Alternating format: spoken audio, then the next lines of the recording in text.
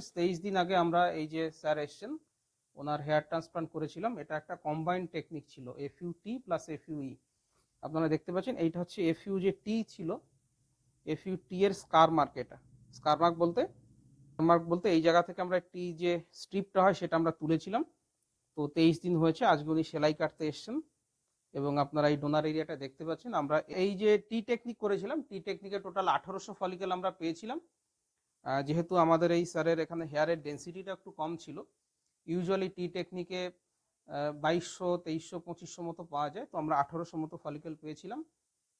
অনেক সময়তে কম হয়, যদি আমরা স্ট্রিপটা ছোটো নিই সেক্ষেত্রে কম হতে পারে, কিন্তু ওনারটা স্ট্যান্ডার্ড ছিল, তো 1800 মতো আমাদের হয়েছিল। বাকি 1200 ফলিকেল আমরা দাড়ি থেকে নিয়েছিলাম। তো দাড়ির ফলিকেল 1200 এবং এখানে 1800 নিয়ে টোটাল 3000 ট্রান্সপ্লান্ট করেছিলাম। আপনাদের মতো রয়ে ট্রান্সপ্লান্ট কোথায় করলেন, পুরো এরিয়ায় তো খালি। ট্রান্সপ্লান্ট আমরা ফ্রন্টাল এরিয়াতে করছি, সামনের দিকে, আশা করি আপনারা দেখতে পাচ্ছেন। তো আমরা এই সামনের দিকটাতে করেছিলাম, জোন 1, জোন 2 এবং জোন 3। আমরা ক্লোজ ভিউতে দেখালে বুঝতে পারবেন, খুব সুন্দর দেখুন চুলের গ্রোথগুলো এসছে, খোঁচা খোঁচা দাড়ির মতো বেরিয়েছে। তো 23 দিন পরে এরকম খোঁচা খোঁচা দাড়ির মতো বেরোয় এবং এগুলো কিন্তু শেডিং ফেজে অলরেডি চলে এসছে, বেশ কিছু চুল শেডও করে গেছে। এবং এই যে পেছনের যে এরিয়াটা রয়েছে অনেকটা বড় এরিয়া, জোন 4 এরিয়া বলে আমি মার্কিং করি, ক্রাউন এরিয়া বলে। এই এরিয়াটা আমরা স্টেজ 2-তে করব, এটা মোটামুটি 6 মাস পরে আমরা করব। তো আজকে আমরা আপনাদেরকে দেখাচ্ছি ডোনার এরিয়া কেমন দেখায়। দেখুন আমরা টি টেকনিকে করেছি, এখান থেকে স্ট্রিপ তুলেছি, হালকা একটু দাগ ছাড়া কিছু বোঝা যাচ্ছে না, চুলের তলায় এই জিনিসটা কিন্তু পুরোপুরি ঢাকা থাকে। তো আমাদের এই যে স্যার এসছেন, ওনার কিছু কোশ্চেন্স আছে, আমরা ওনার প্রাইভেট কারণে আমরা ওনার ফেস দেখাবো না, উনি কিছু কোশ্চেন্স আমাকে করবেন, সেই উত্তরগুলো আমরা দিয়ে দেবো। আমারও একটা দুটো কোশ্চেন্স থাকবে, তাহলে আপনারা বুঝতে পারবেন যে টি টেকনিকে 23 দিন পরে মধ্যে 23 দিন আপ টু 23 ডে পেশেন্টদের এক্সপিরিয়েন্স কেমন থাকে সেটা নিয়ে আমরা কথা বলবো। সো ফ্রেন্ডস, আমরা আমাদের যে স্যারের হেয়ার ট্রান্সপ্লান্ট করেছি আপনারা দেখলেন ডোনার এরিয়াটা বিশেষ করে, এবং ট্রান্সপ্লান্টেড এরিয়া পেছন দিক থেকে দেখালাম।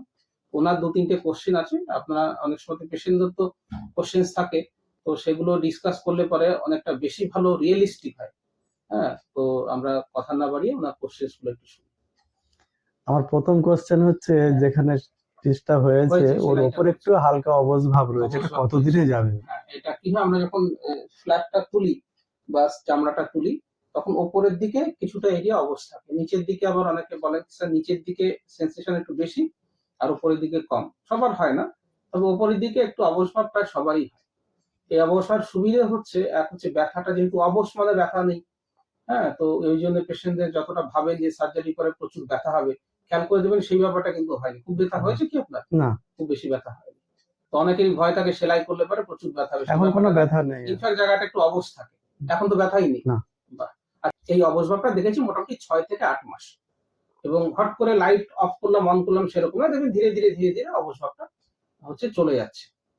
তবে অবশ্যের জন্য একটু কারণ ফোলা একটা ফিল হয় যে জায়গাটা একটু ফুলে ফুলে আছে, সেই ব্যাপারটা লাগে, কিন্তু অ্যাকচুয়ালি ফোলা তো নেই। আর এই অবসরটা 6 থেকে 8 মাসে আপনার চলে যাবে পুরো। আর দ্বিতীয় কোশ্চেন হচ্ছে, আমি এখন তেল কি মাখতে পারবো? আমি খুব সুন্দর একটা কোশ্চেন, পোস্ট অপারেটিভ ম্যানেজমেন্টের মধ্যে প্রশ্নটা পড়ে। ডেফিনেটলি তেল মাখবেন। আমি দেখছি এই যে ভাই আমাদের যে দাদা এসছেন খুব সুন্দর মাথা পরিষ্কার করে রেখেছেন। দুটো জিনিস এই বিষয়ে আমি বলবো। অনেকেই ভাবেন কি চুলের মধ্যে অনেক যদি আমরা তেল মাখি তাহলে চুল পড়ে যাবে, বা শ্যাম্পু করতে বলি আমাদের 2 দিন পর থেকেই শ্যাম্পু করলে চুল বেরিয়ে যাবে, অনেকেই ভালো করে পরিষ্কার করতে চান না।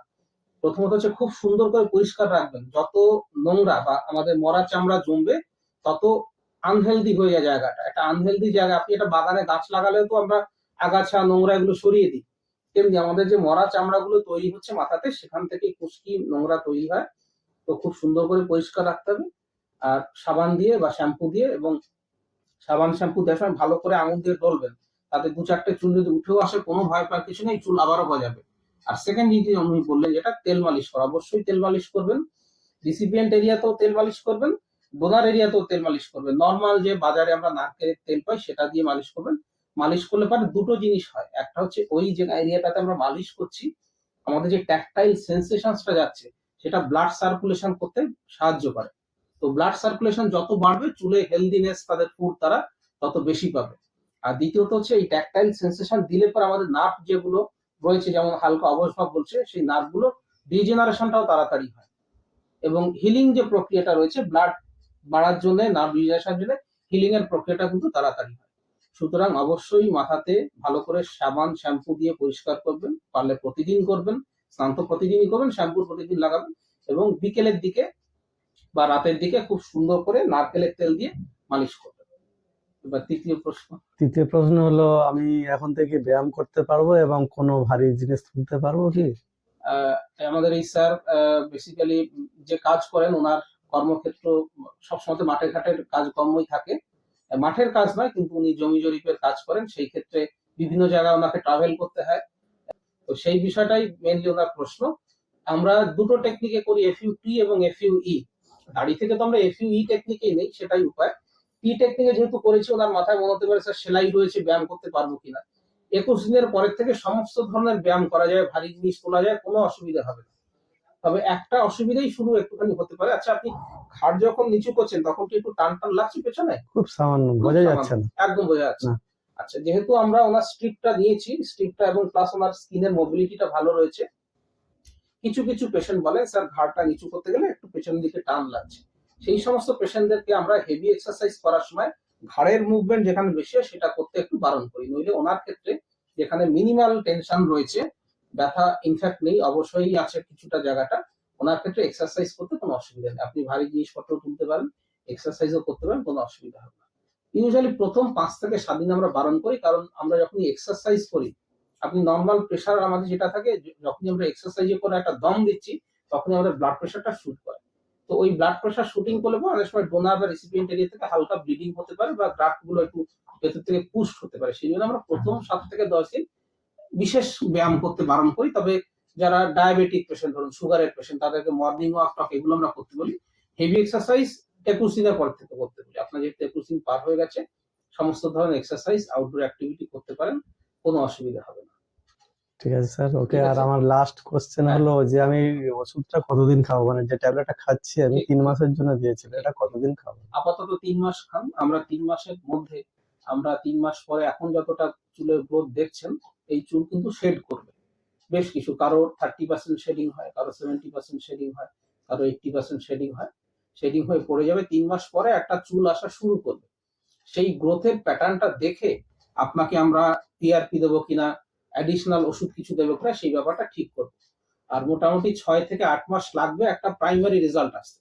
তারপরে একটা আপনি ঠিক করবেন যে সেকেন্ড সেশনটা পেছনে আপনি করবেন কিনা বা আদৌ করবেন কিনা, সেই প্ল্যানিংটা আমরা তখন করবো। আপাতত 3 মাস ওষুধটা খেয়ে যান, 3 মাসের পরে আমি দেখার পরে আমরা আপনাকে সেই ব্যাপারটা দেবো। ঠিক আছে এবার স্যার। আচ্ছা, এবার আমার তরফ থেকে একটা দুটো প্রশ্ন, বা আমাদের হ্যাঁ, বলুন। আমাদের ব্যাপার হচ্ছে যে পেশেন্টরা ভয় পান কি এই টি টেকনিক নিয়ে, যে সেলাই কাটা হবে, ব্যথা হবে, এটা একটা ভয়। 2 নম্বরে সেলাইয়ে খুব অসুবিধা হবে। তো এই অপারেশনের সময় আপনার কতটা ব্যথা লেগেছিল সেটা একটু বলুন। অপারেশনের সময় ওই ব্যথা হয়নি তো। হয়নি। অ্যাকচুয়ালি কি হয়, আপনাদের মনে হতে পারে কি স্যার উনি কিভাবে বলছেন ব্যথা হয়নি। অ্যাকচুয়ালি অপারেশন করার আগে আমরা ছোট্ট ছোট্ট ইনজেকশন দিয়ে জায়গাটা অবশ করে দিই। ফলে ব্যথা হয় না।